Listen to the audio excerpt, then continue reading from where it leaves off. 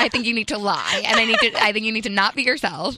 No, actually, though, like, okay, like if any of the guys that I've been with before actually knew who I was before we started dating, we would not have ever started dating. Like, no way. They would have thought I was a total psychopath. Everybody out there, if you ever wonder why your girlfriend's suddenly a different person, it's because, well, we all lie to you. No, we all lie. Like 100%. Which I think guys do too. I don't know if they really do that much. I feel like they have to. But if I'm lying for them, are they also lying to me and then we're just screwed to begin with? I think so, honestly. Okay, well, then we got a little problem. Everybody always wants to lie about who they are because they want to seem more appealing. And also, like, a lot of us are overbearing, like me. I'm an overbearing personality, and I know that about myself. So I try to tone it down, but it always backfires. Anytime you want to open your mouth to say something, just don't. That's what I've learned. Just don't. Just shut your mouth. Just shut your mouth.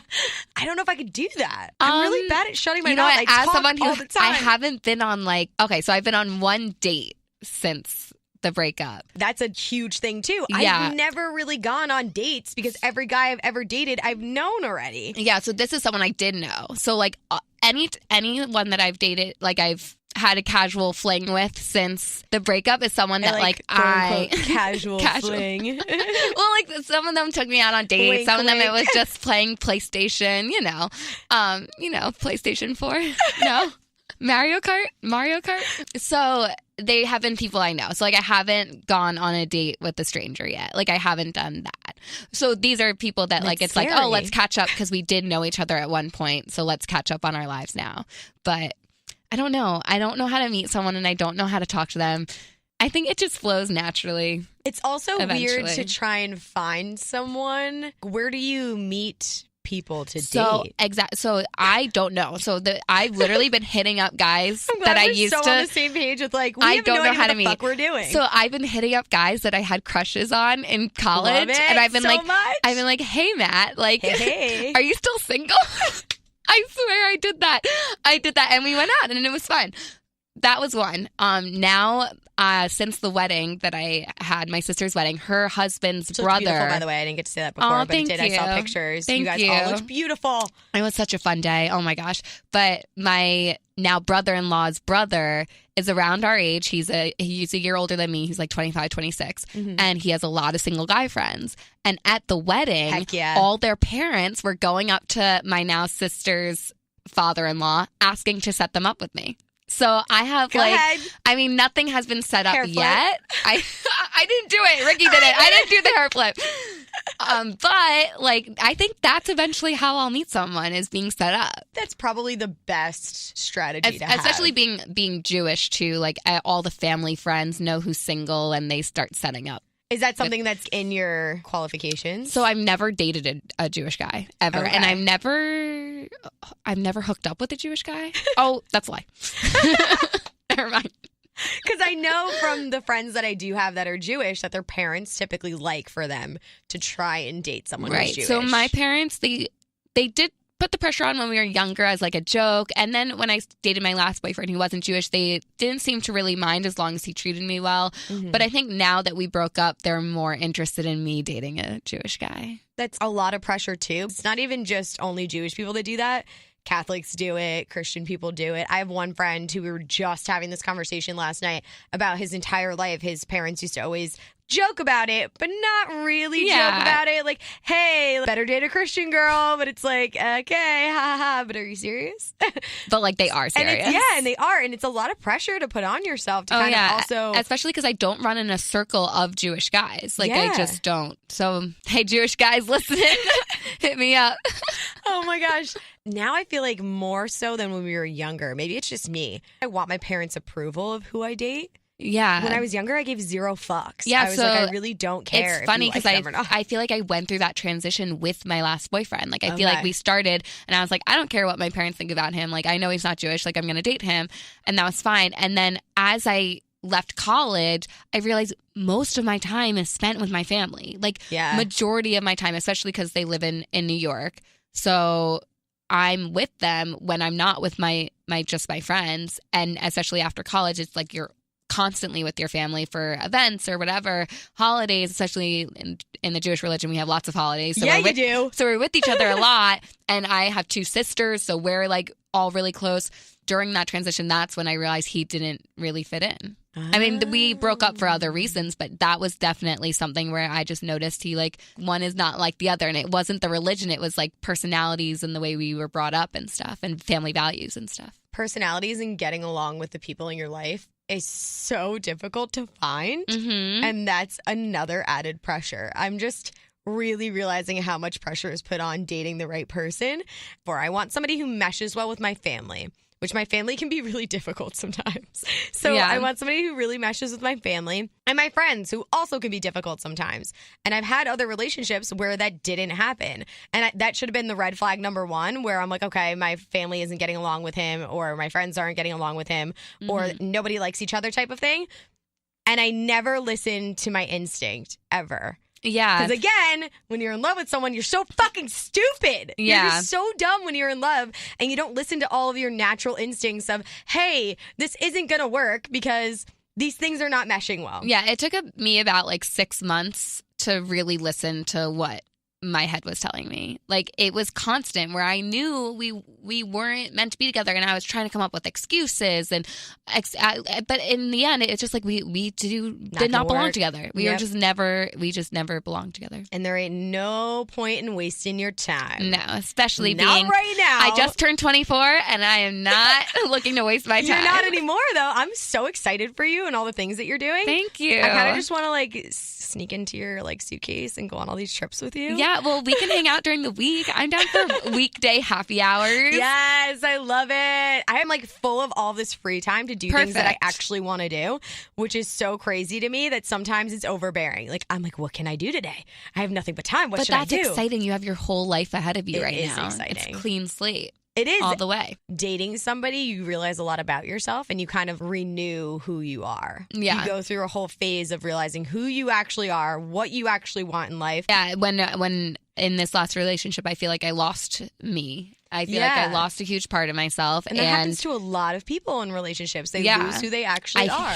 I started to hate who I was. Like, I hated that I was nitpicking how he dressed. And I that just isn't me at all. Like, I've always been easygoing, like easy breezy. I was becoming neurotic and like crazy. And I was like, I know this isn't who I am. Now I've never felt more like myself again. Like I'm really like just in love with life right now. It's the rebirth of Allie and Ricky. Woo! We're back to being us, doing our own thing. I'm also back to solely focusing on my career and all of the things that I want to do because I have an insane list of stuff I want to accomplish before I die. Yeah, so let's do it. Let's get to it. What's the first thing on your list? Oh, gosh. I don't even have them in like order of number 1 to 10. It's just a mess of different things that I want to do. I want to write a book. Oh my God, fun. I've always wanted to write a book since I was like 14. And I never... Fiction or nonfiction? Fiction. Okay. But slightly based off of real life events, certain things that I've gone through. So it'll kind of have some context of that, but it'll mostly be fiction. I want to jump out of a goddamn airplane, which I've wanted to do for so long. I cannot do that. No way. I have family members that want to do it with me. We just haven't set it up yet. I want to travel to Spain, and I want to go to Australia, and I want to go to London, and I want to go to all these places. That all sounds so magical. I love travel. There's so many things that I want to do, and a lot of traveling I couldn't do before, not only because not having the money, but not having the time. So many other things that are factored into that because I was working like a crazy person, so all of my free time went to trying to hang out with him. Yeah. And trying to hang out with my friends and split between the two. So now I've just been spending so much time with my friends and finding out all the things that they want to do. I have one friend who wants to travel to all these places with me. There's just so many things that are opening up now. I can't wait for it to start. Is a huge reason for me in my career. My career can start anywhere. Mm-hmm. Because I want to be on air, and I want to be on air full time, and I want to be in a morning show setting. And now I can literally go wherever the fuck I want to go. You could literally start a morning show in like Paris. Exactly. I could go anywhere and do it. I love it. Which I never really let that hold me back entirely, but part of you that's like, maybe I shouldn't go and do this or take this opportunity or travel to this place or do that or whatever. And now it's just everything is up for grabs. We're also making relationships sound so shitty. I know. Oh my God, there's going to be someone in a relationship listening to this and be like, fuck, maybe what I get myself into. Two bitter Bettys, just, letting everybody know. And that's the thing. I'm not the bitter single. When I become the bitter single, that's going to be crappy. Like, that's going to be like, no one's going to want to hang out with me. But right now, I'm the fun single. Exactly. I always just say bitter Betty because I'm like, that's what my friends always say. I love that, bitter Betty. They're like, you're being a bitter Betty. I'm like, I'm really not. Sour season. Yeah, I like that one better, actually. But it's because I'm realistic, too realistic. And when I give people advice about their relationships, they think it's because I'm single and I just went through like a bad breakup. And everyone's like, well, you don't know what you're talking about. I'm like, I know more so what I'm talking about. Yeah, definitely. And I'm trying to help you. It's actually funny. I ran into someone. I was in Las Vegas last weekend, and I ran into someone I used to hook up with. And he was talking to me, and he was like, yeah, I really want a girlfriend right now. And I was like, really? I was like, I do not want a boyfriend right now. And he was like, whoa, you've changed. I was like, ooh, maybe I have changed, but for the better. I was going to say, not in a bad way, though. For the better, because boys suck. They do. They like really do.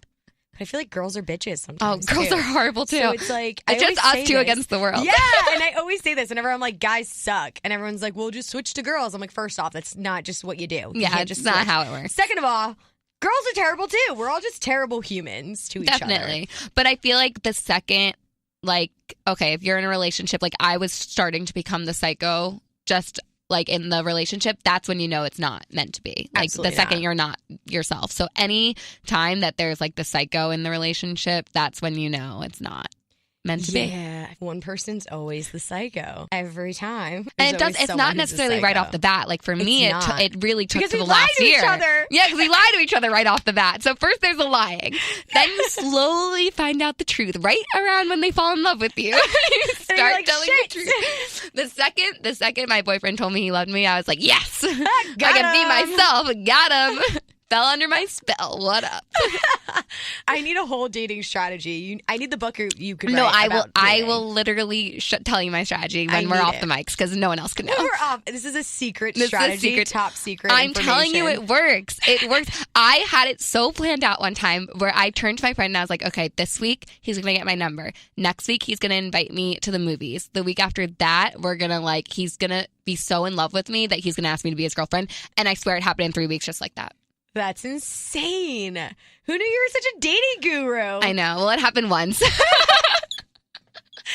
second time it took a little longer, and I haven't had a serious relationship before any of that. So on to the next. We were talking about our best friends being forever singles. I think we've turned into forever singles. Yeah, that might be me. I always thought I was a forever single until this last relationship. I always thought I was forever single. I did too, and actually. now that we're not actually getting married and doing all that stuff, I'm like, oh shoot, I think I'm a forever single again. Like I'm back. I feel weird about dating or looking for people to date because I feel like it always just falls into your lap somehow. Like it just happens. Yeah. Well, that's never. So for me, I'm not. I seek out. Ah. So like every relationship I had is someone that I've been like, you are going to be my boyfriend in a month's time. Like I'm going to make it happen. Yeah, your strategy where you're like, well, in a week this happens. So it's happened. So this is the first time where I ever feel like, oh, I'm so vulnerable because literally I have no interest in anyone. And it's just kind of like, I'm not seeking anyone out. So it's like, this is the first time I really feel weird about guys. Because this is the first time I don't even have anyone on my radar, like nothing. Like it's not like there's... That's good, though. Oh, it's really good. Like, I'm excited for myself. You also have free range to sleep with whoever you want to sleep with, too. Right, which is because fun. Because you have no connection to literally anyone. You're like, hey, you're cute. Yeah, I'm like, oh, you have a girlfriend? Oh, well, let's go. Let's go home. I also realized last weekend, just because we're talking about sleeping with people, that a lot more of my family listens to this podcast than I thought listened to this podcast. So sorry, family, that you now know how much of a psycho I am and how just out there. You need a public apology. Put it in the family newsletter. This is just a public, my bad, for all of my family members. Especially because my last 2 episodes have been about dating or relationships and sex. They're really getting to know you. They really are. It's so funny because those are the people that you lie to, too, your family, because you want them to think that you're this little angel. Or little things slip up here and there, and they always still think you're like this adorable little nugget. And I feel like they're really realizing I'm not this adorable little nugget anymore. I might be adorable little nugget on the outside because I'm only 4'11", but I'm actually really just not okay. Oh, you're 4'11"? Yeah. You come off so much taller. everybody says that. I have a whole theory about that. Side note, theory about me being short and nobody ever realizing how short I am. I'm so loud and in your face, and my personality is so obnoxious that I genuinely think that people just think I'm taller. That could be it. Or you just like have confidence. That too. Yeah. So everyone's always... That's a nicer way of saying you're loud and I'm not. That is the nicer